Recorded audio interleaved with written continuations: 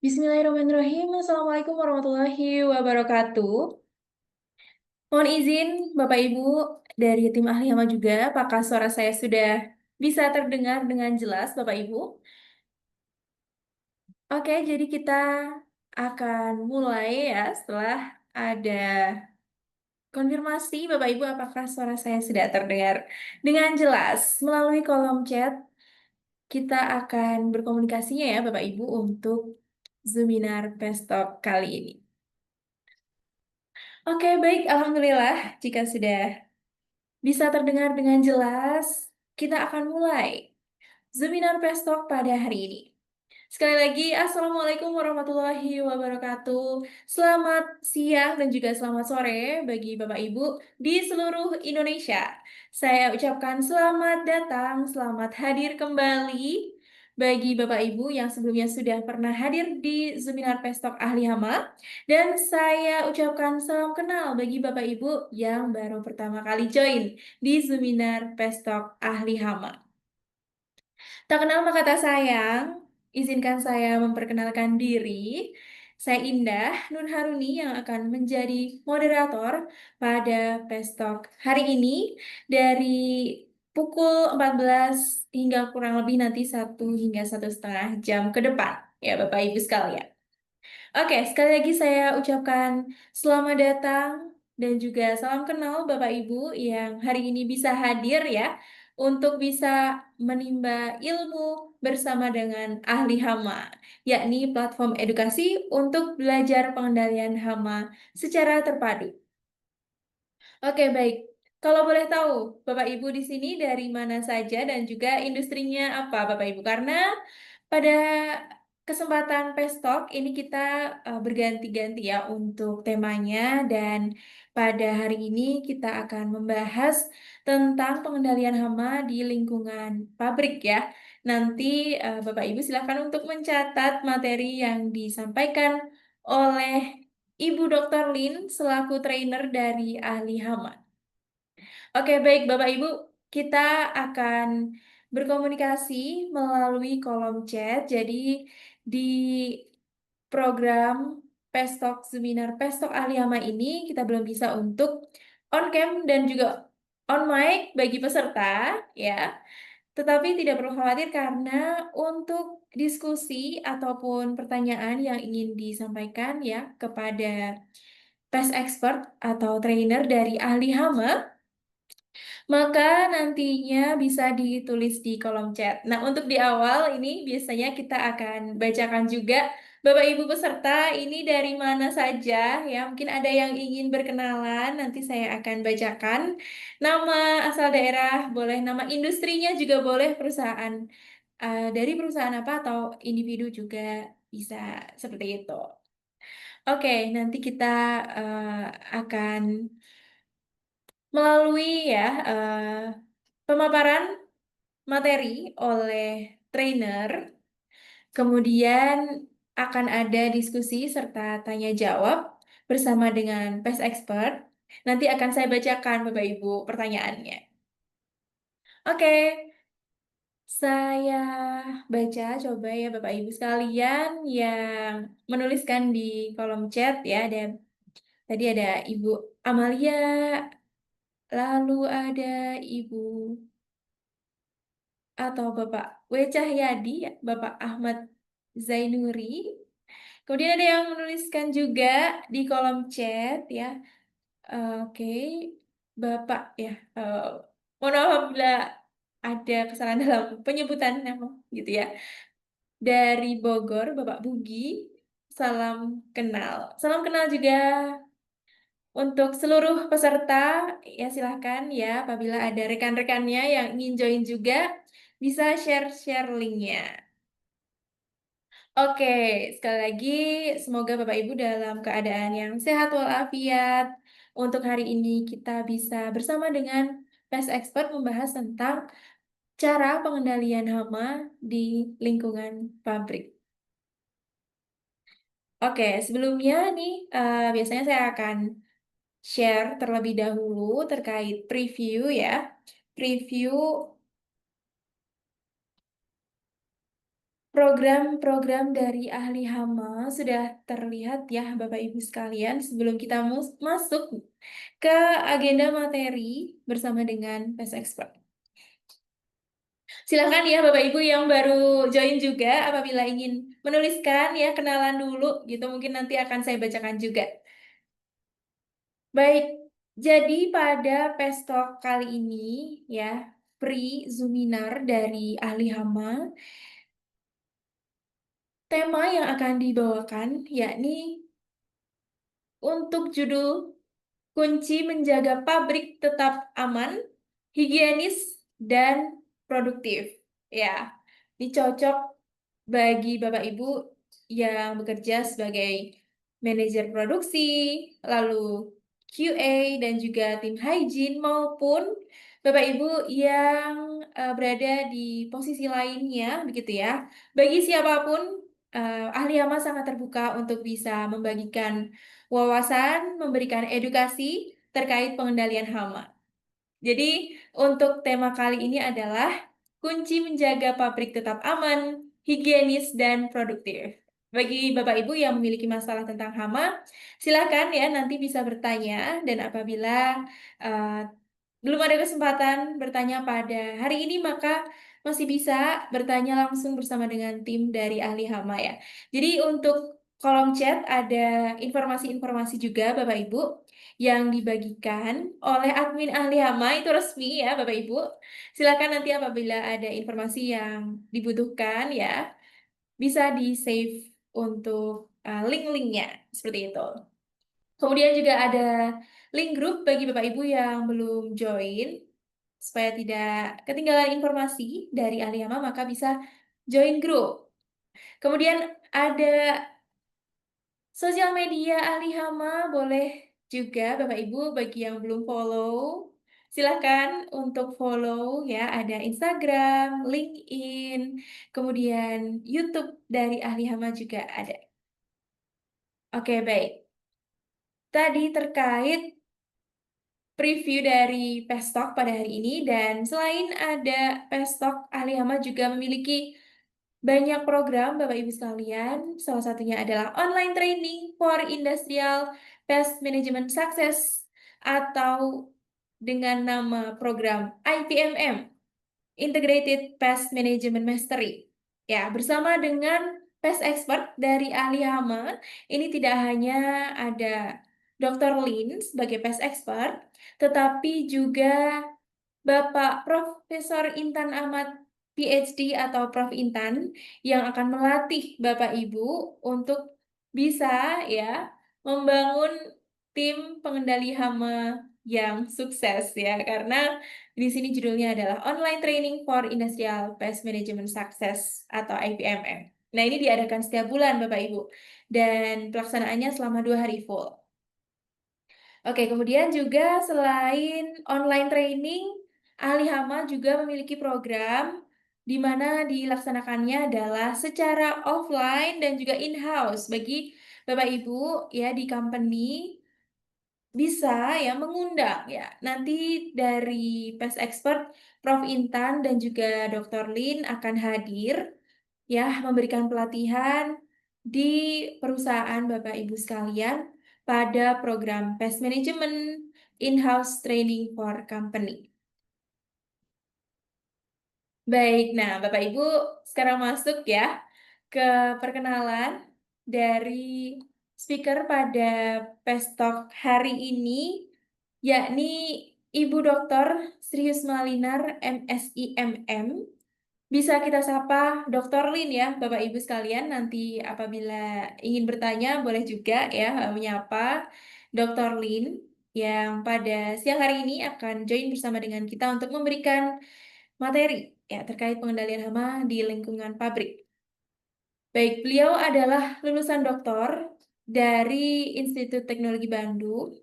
Beliau sebagai peneliti hama dan pestisida di ITB, peneliti hama dan pestisida di IML Research, sebagai trainer dan konsultan pengendalian hama di beberapa perusahaan di Indonesia, sebagai pakar hama di ahli hama, pakar hama di Pestdoc AI, dan juga sebagai dosen tamu di beberapa universitas di Indonesia.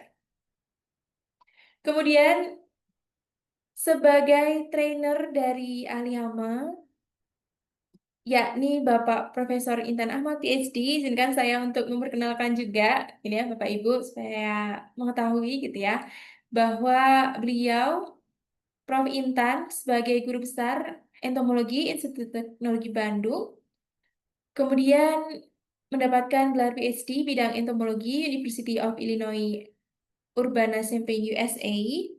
Beliau sebagai ahli dalam entomologi umum dan entomologi perkotaan. Kemudian sudah berpengalaman lebih dari 20 tahun ya sebagai trainer, baik skala nasional maupun internasional. Oke, baik. Nah, Bapak Ibu yang mungkin nanti belum ada kesempatan untuk bisa bertanya lebih lanjut tentang ahli hama, maka bisa berkonsultasi bersama dengan tim dari ahli hama. Oke, itu tadi Bapak Ibu sebagai opening ya dari pestok ahli hama, dan saya coba lihat ya di kolom komentar. Sebentar Bapak Ibu. Oke, ada yang sudah menuliskan ya di kolom chat, yakni Bapak Angga dari Bogor. Salam kenal Bapak Angga. Lalu ada Bapak Andi Asmari dari Sulawesi Selatan. Ya, salam kenal. Salam kenal semuanya. Lalu ada Ibu ya, Sabila Afia Wida. Salam dari Bekasi. Oke, baik Bapak Ibu semuanya. Terima kasih sudah hadir ya dan juga sudah menuliskan di kolom chat untuk perkenalannya, dan tadi saya juga sudah memberikan preview program-program dari Ahli Hama selain Pestok pada hari ini. Dan sekarang bisa kita mulai untuk Pestok bersama dengan Pest Expert pada hari ini, yakni Dr. Lin yang sudah hadir bersama dengan kita semua di sini. Selamat siang Dr. Lin. Oke, selamat siang Mbak Indah, selamat siang Bapak Ibu yang bisa meluangkan waktu untuk mengikuti pestok mingguan yang dirancang oleh ahli hama pada setiap minggunya ya. Pada hari ini kita akan bicara tentang bagaimana pest management di lingkungan pabrik ya Mbak Indah ya. Betul. Oke, ya Bapak Ibu, kita akan berbagi informasi. Nanti Bapak Ibu bisa bertanya tentang apa yang Bapak Ibu alami tentang gangguan hama di lingkungan pabrik. Jadi kita bagi temanya per minggu supaya kita bisa melihat bagaimana dinamika tentang pest management di berbagai lokasi atau berbagai tempat yang tentunya mungkin akan berbeda-beda penanganannya. Misalnya pengendalian lalat di rumah sakit tentu akan beda dengan penanganan pengendalian lalat di pabrik. Baik Bapak Ibu, saya akan share screen terlebih dahulu untuk materinya. Nanti Bapak Ibu bisa mengembangkan dari materi yang saya sampaikan dan bisa juga diperdalam pada sesi tanya jawab ya.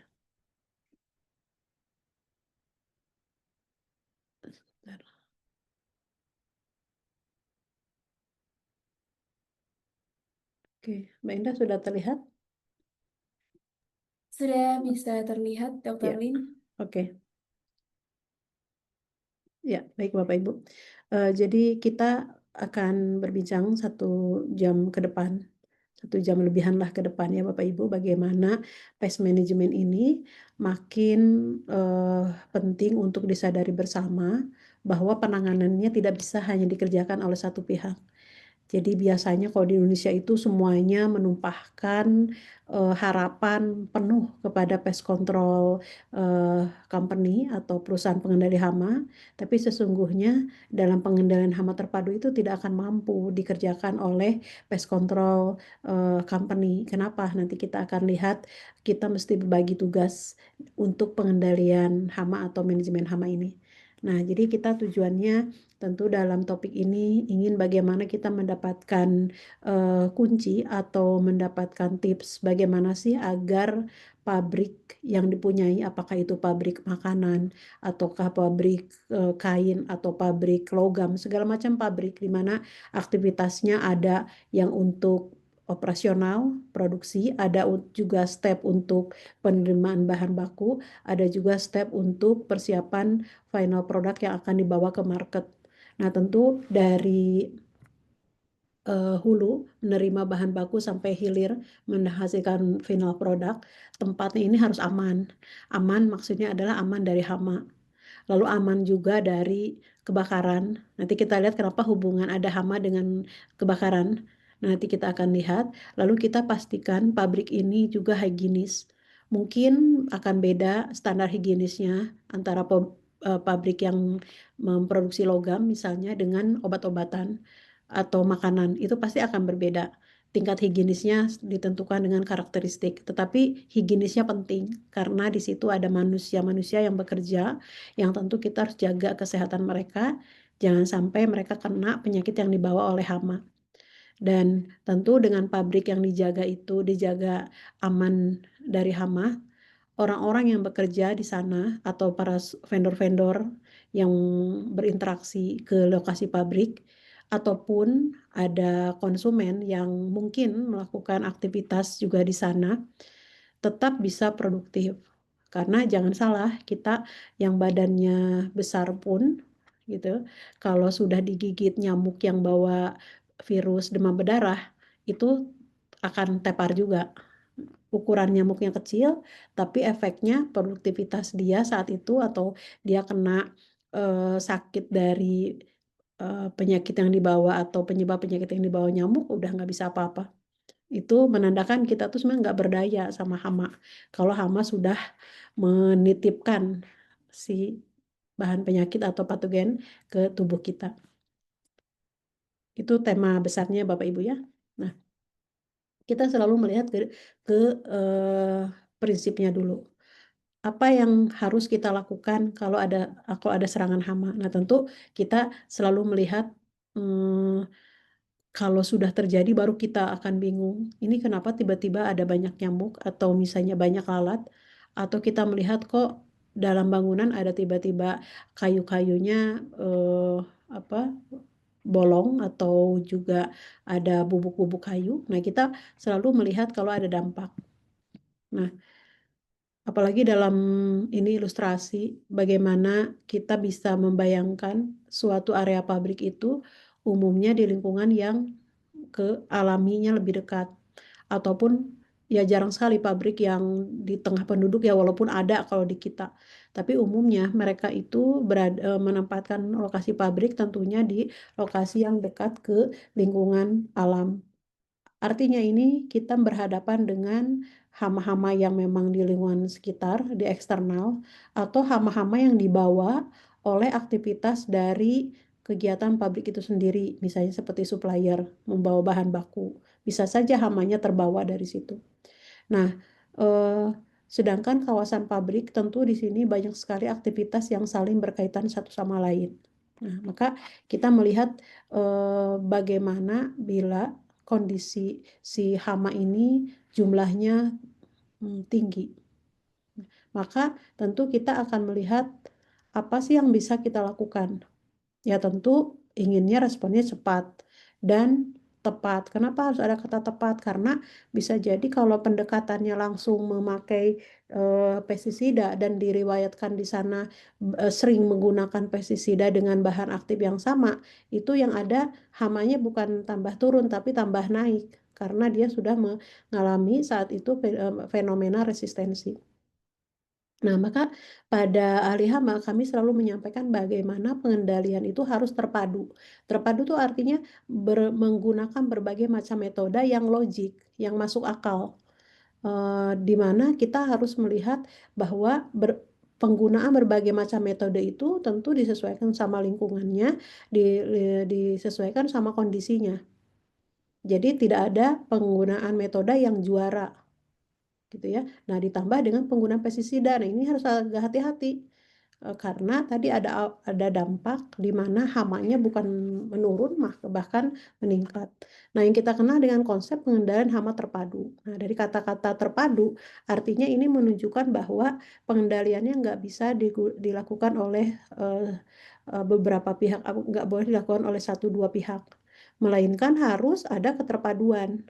Bagaimana pemilik fasilitas pabrik punya punya tim yang memang ditugaskan selain untuk bagian maintenance juga ditugaskan untuk melakukan monitoring dan inspeksi tentang keberadaan hama di semua titik. Sebetulnya itu bisa dilakukan.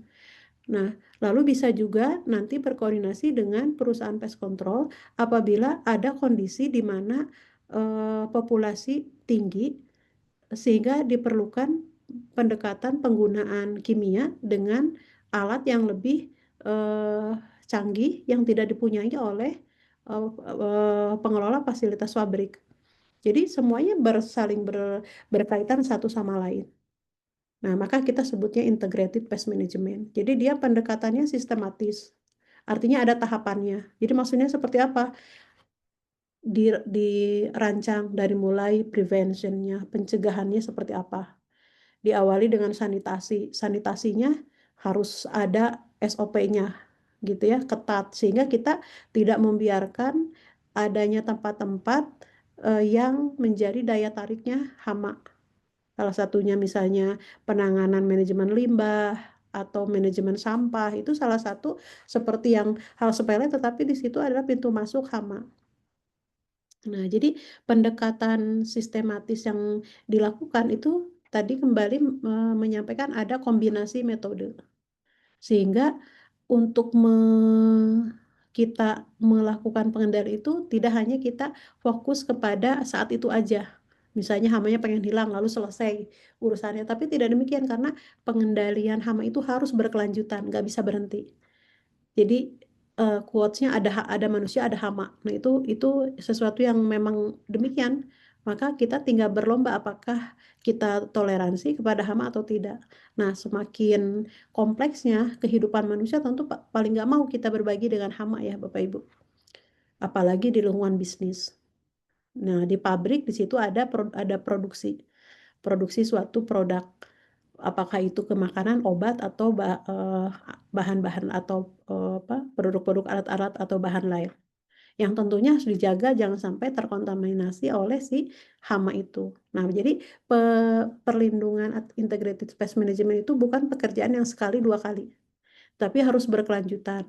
Nah, maka metode-metodenya harus dikombinasikan dan difokuskan bagaimana kita bisa tajam atau kuat di pencegahan dan inspeksi serta monitoring. Nah, selanjutnya kita melihat kenapa penting gitu ya. Kenapa kita udah fokus aja dengan produksi ya. Pokoknya mendapatkan produk, nanti produknya akan dijual, nanti finansial akan meningkat. Tapi ternyata kita melihat ada hama yang bisa menyebabkan finansial itu tidak tercapai. Kenapa? Karena hama ini ukurannya kecil, tapi dia bisa menyebabkan operasional di suatu pabrik bisa berhenti.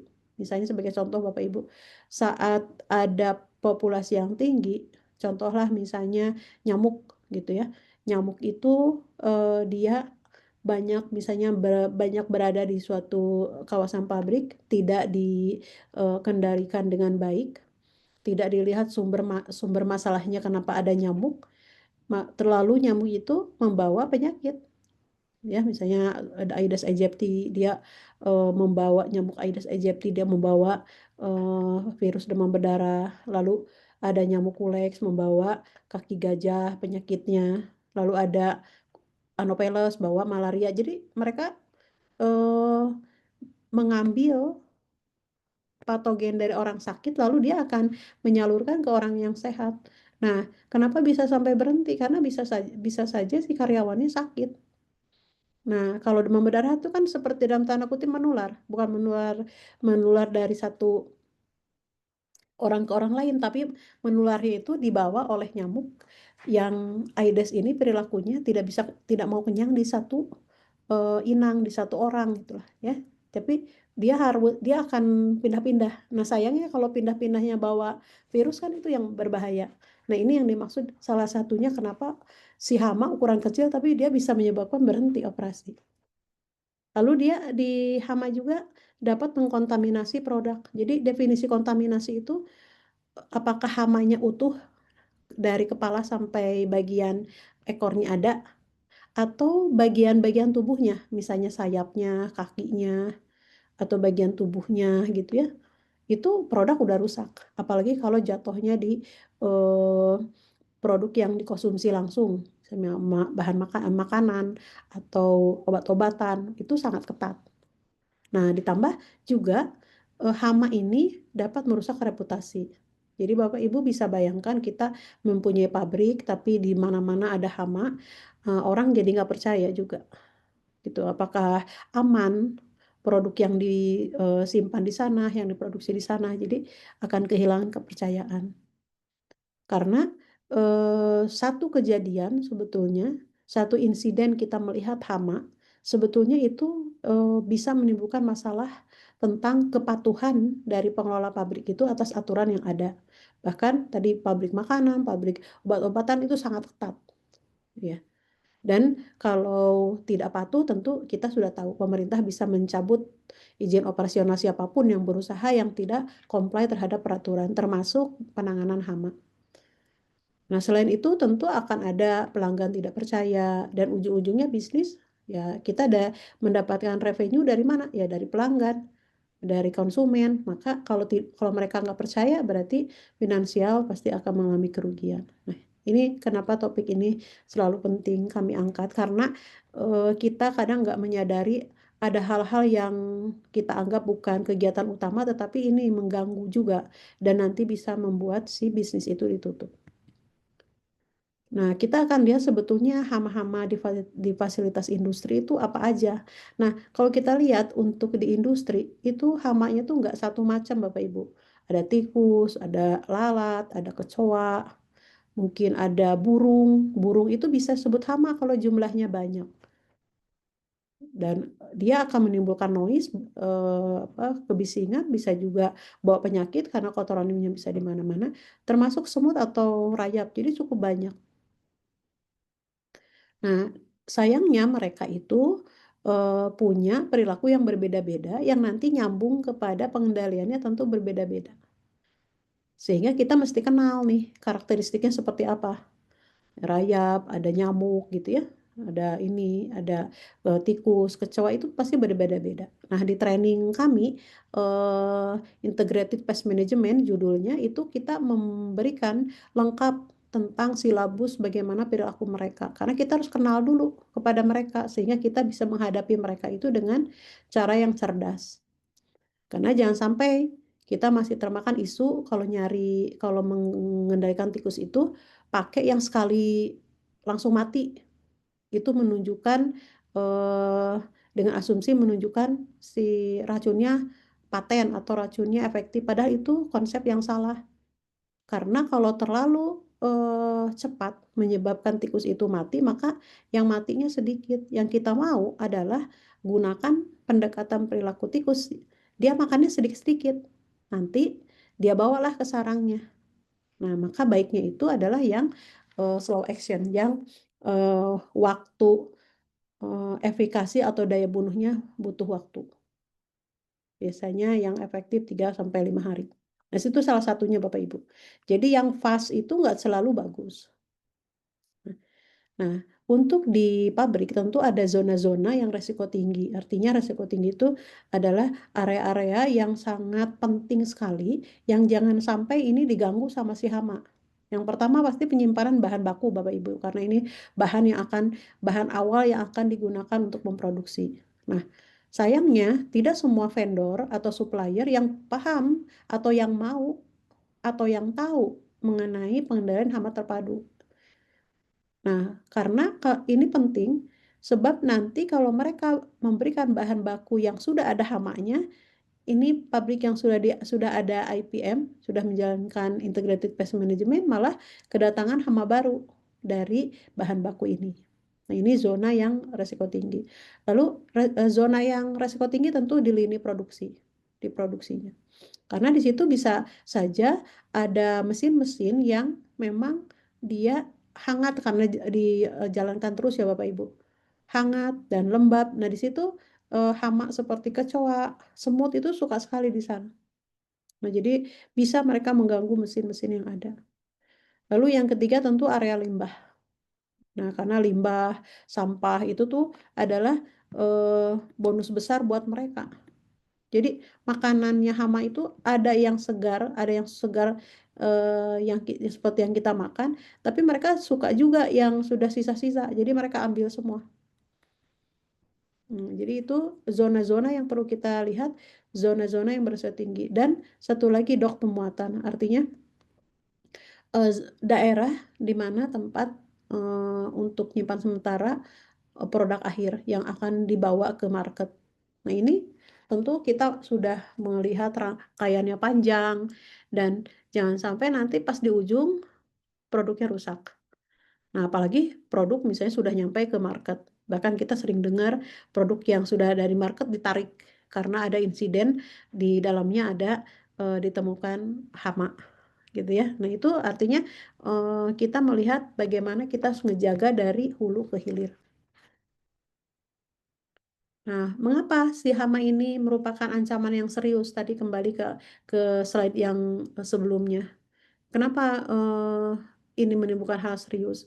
Karena kita melihat untuk beberapa pabrik ya yang memang diawasi oleh pemerintah, apakah itu melalui GMP atau BPOM, itu ya yang berlaku. Lalu ada HACCP, itu mereka harus comply terhadap hal tersebut. Karena hama ini memberikan ancaman satu, tadi ya bisa mengkontaminasi makanan atau produk yang dibuat di pabrik itu. Kontaminasinya bisa dari feses, bisa dari bagian badan, bisa juga dari bakteri.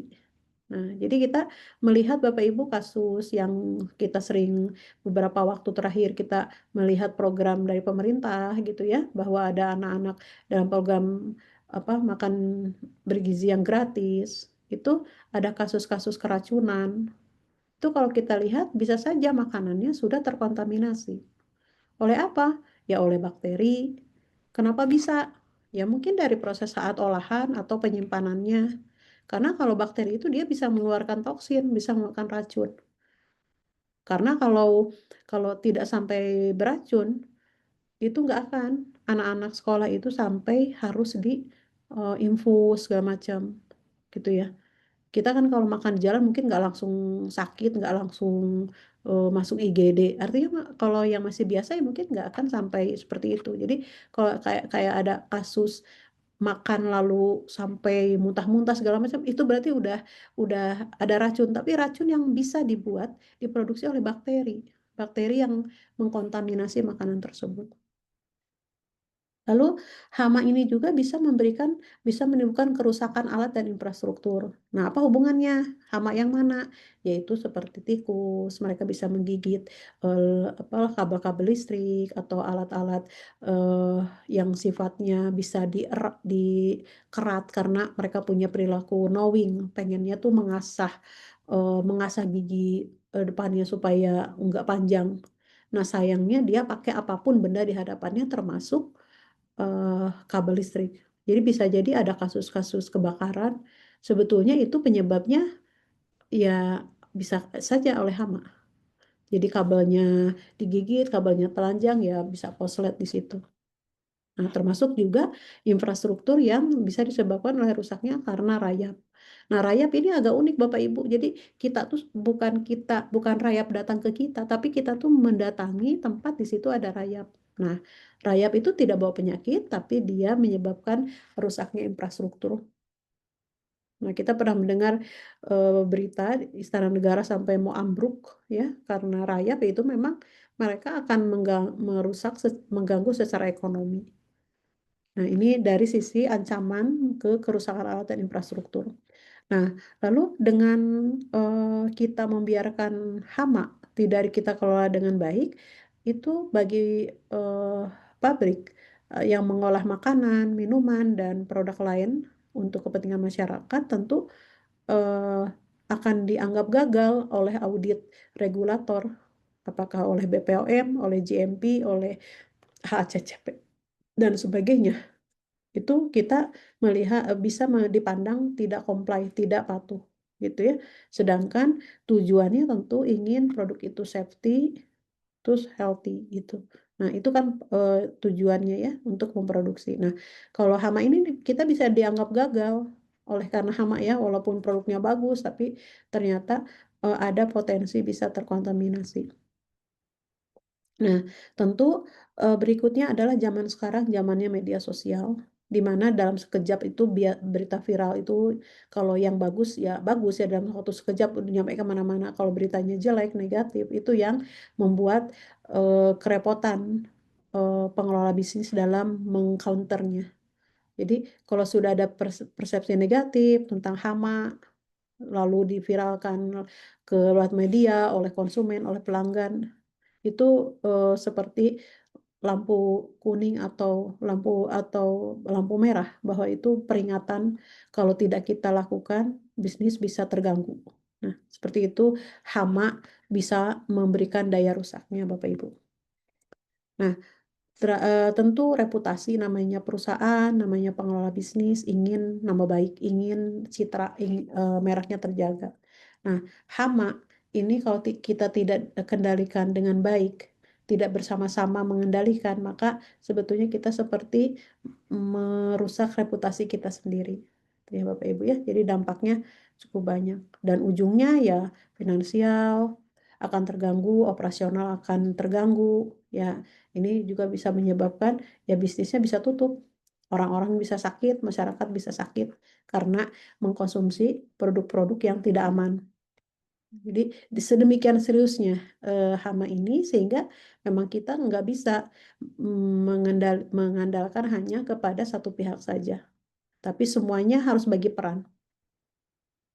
Nah, apa nih yang harus kita lakukan kalau kita menemukan hama-hama itu? Kalau satu dua mungkin kita melihatnya ya udahlah nggak apa-apa. Tapi kita jangan salah, kehadiran mereka satu dua berarti di belakangnya banyak. Apalagi kalau Bapak Ibu melihat kecoa jalan-jalan tuh, lihat keluar, itu artinya jumlahnya banyak. Apalagi kalau dia keluarnya siang hari, berarti dia ambil resiko tertinggi. Karena behaviornya dia hewan malam. Kalau dia keluar tuh dia udah saking terpaksanya cari makanan. Berarti populasinya lebih banyak lagi di tempat persembunyian mereka. Nah, tentu yang pertama jangan panik itu untuk memberikan message bahwa kita harus kenal dulu, harus tahu ini apa yang terjadi. Maka jangan panik itu artinya jangan apa-apa langsung cari pestisida, cari penyemprotan. Langsung panggil pest control minta disemprot itu eh, salah satu perilaku panik. Nah, tetapi kalau kita sudah kenal ini hama ini kira-kira dari mana sumbernya, lalu area-area mana yang tidak bisa menggunakan kimia itu kan tentu kita mesti mencatat atau menganalisa terlebih dahulu. Lalu recording, catat semua bukti itu untuk menunjukkan bahwa nanti pengendaliannya nggak bisa di semua tempat disamakan. Nah, kalau terjadi populasi tinggi di suatu area, tentu area itu harus diisolasi. Nah, repotnya kalau hama itu banyak di lini produksi, maka area itu harus diisolasi, artinya produksinya saat itu harus dihentikan dulu. Nah, ini akan bisa menimbulkan kerugian. Nah, lalu beritahu tim atau unit pengendali hama. Nah, ini yang tadi disampaikan bagaimana pengelola pabrik atau pengelola bisnis mempunyai tim internal pengendalian hama sehingga ada yang melakukan pertolongan pertama atas insiden hama yang terjadi. Jadi nggak cari-cari dulu perusahaan pest control, lalu minta disurvei dulu, lalu nanti bergaining dulu dengan biaya, kewajiban dan lain-lain itu lama. Nah, tapi kalau sudah ada tim pengendali hama internal itu bisa melakukan pertolongan pertama dulu. Jadi bagian quality assurance bisa tahu apa dulu nih yang kita lakukan. Nah, baru kita akan melihat nih apa yang bisa kita lakukan. Sumber-sumbernya di mana, inspeksinya harus dilakukan, ya. Termasuk juga pemberian edukasi. Jadi kita bisa melakukan tahapan pengendalian itu nggak hanya langsung cari pestisida disemprot karena nggak selesai, Bapak Ibu, nggak selesai karena si kuncinya atau sumbernya nggak selesai sumber masalah. Nanti bisa saja turun, tapi akan datang lagi. Nah, itu kan kita pasti akan menimbulkan biaya yang tidak efisien. Maka pada saat kondisi lingkungannya sudah dikenal, maka tim pengendali hama internal itu sangat penting sekali sehingga nanti saat berkoordinasi dengan perusahaan pest control ada tim yang bisa saling tektokan untuk memberikan informasi apa yang sudah dilakukan harian dan apa yang kita minta bantuan untuk melakukan pengendalian di area yang populasinya saat itu banyak. Di situ kolaborasi dapat dilakukan dengan baik. Maka pesan kuncinya apa di dalam topik kali ini? Bahwa hama itu tidak hanya tentang mengganggu, tapi kalau dalam bisnis itu resikonya kehadiran hama ini menimbulkan resiko yang amat serius. Artinya sangat bahaya karena ini urusannya bisnisnya bisa tutup gitu ya. Berarti kelangsungan hidup orang tuh bisa terganggu. Lalu hasil yang baik itu adalah yang pasti responnya cepat dan fokuskan pada pencegahan. Artinya kita bisa tahu apa sih yang membuat si hama ini nggak suka. Nah, tentu kita hindarkan apa yang nggak disukainya, gitu ya. Dan lakukan review. Review artinya dievaluasi strategi ini udah bener nggak yang sudah dilakukan secara reguler, gitu ya. Jadi yang dilakukan tiap harinya tuh ada nggak, gitu ya. Jadi Bapak Ibu misalnya di pengelola pabrik bekerja sama dengan perusahaan pest control, datangnya di waktu 1 minggu, 1 bulan, 2 kali misalnya. Yaitu mereka memang sudah ada jadwalnya karena di situ ada pengendalian pakai pakai pestisida, nggak boleh tiap tiap hari. Nah, tapi ada bagian tiap hari untuk mengontrol secara reguler, gitu ya. Nah, jadi kita bisa lakukan review itu oleh tim pengendali hama internal yang bisa dibuat dengan tim yang ada, diberikan knowledge di situ. Nah, jadi bagaimana pentingnya internal pest management unit sebetulnya tadi yang akan menjaga program pengendalian hama secara daily, secara weekly gitu ya, dan monthly. Jadi nanti saat koordinasi dengan perusahaan pest control itu saat kondisinya kompleks. Nah, baru kita berkolaborasi di sana. Karena kalau kita menyerahkan semua nggak akan bisa, pasti kasusnya muncul terus. Karena kami pernah menangani suatu konsultansi pest management di suatu area yang luas, Bapak Ibu. Kita melihat dari riwayat eh, apa, perusahaan pengendali hamanya itu yang nama-nama besar, tapi tidak mampu menyelesaikan masalah di sana secara berkelanjutan karena kurangnya partisipasi dari pemilik atau pengelola kawasan tersebut.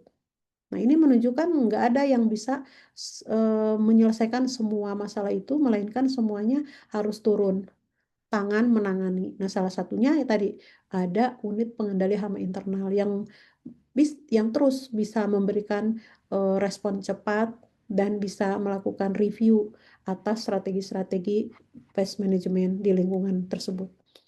Jadi, eh, pengendalian hama yang efektif atau siap diaudit kapanpun itu tidak hanya tentang menggugurkan kewajiban, tapi sebetulnya langkah penting bagaimana bisnis ini dijaga sustainable, ya pasti pengennya profitable udah jelas dan mendapatkan trust dari konsumen.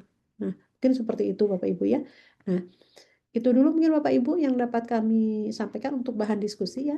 Nah, nanti silakan Bapak Ibu kita bisa berdiskusi melalui Q&A yang nanti dipandu oleh moderator. Untuk itu saya kembalikan dulu ke Mbak Indah. Terima kasih.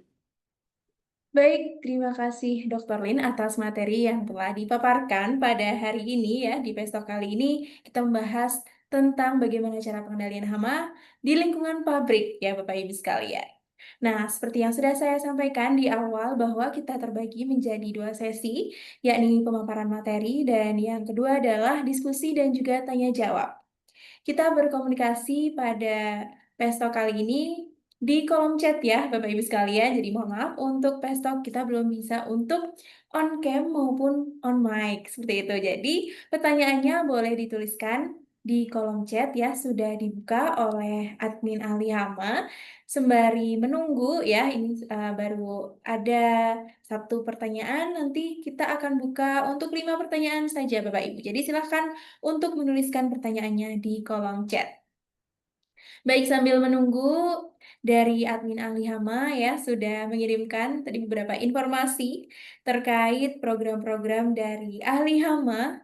Kemudian juga ada sosial media dari ahli hama ya, ada Instagram, lalu YouTube, TikTok dan juga snack video. Silakan Bapak Ibu supaya tidak ketinggalan informasi.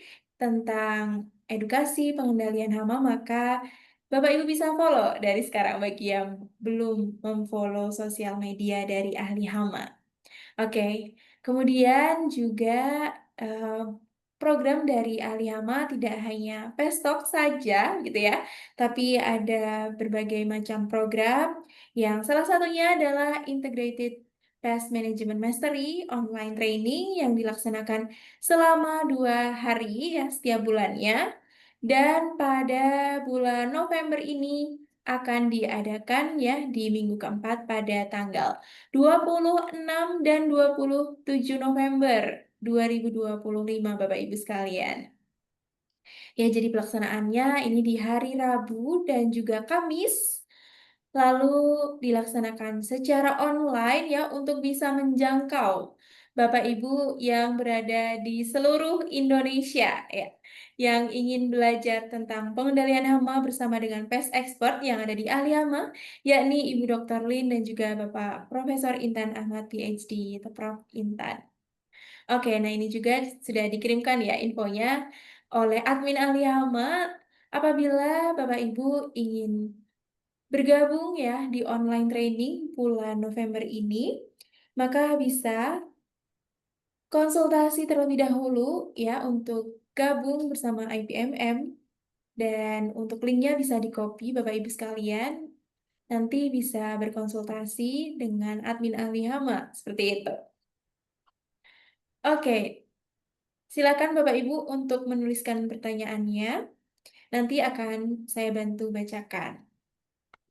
Kemudian Bapak Ibu ya terkait IPMM, kita akan lihat dulu juga ya sambil menunggu Bapak Ibu menuliskan pertanyaannya. Bagaimana ya preview gambaran materi yang disampaikan di online training Integrated Pest Management Mastery dan juga apa kata mereka peserta dari IPMM ya yang telah mengikuti online training dari ahli hama. Boleh dibantu dari admin kita lihat terlebih dahulu ya sambil menunggu. Betapa Silakan. dahsyatnya di negara-negara yang katanya negara maju ini. Jadi seperti waktu kemarin saya mengatakan bahwa Amerika memang maju sekali sains dan teknologinya, tapi menghadapi kutu busuk setengah mati juga. Ini juga salah satu contoh saja.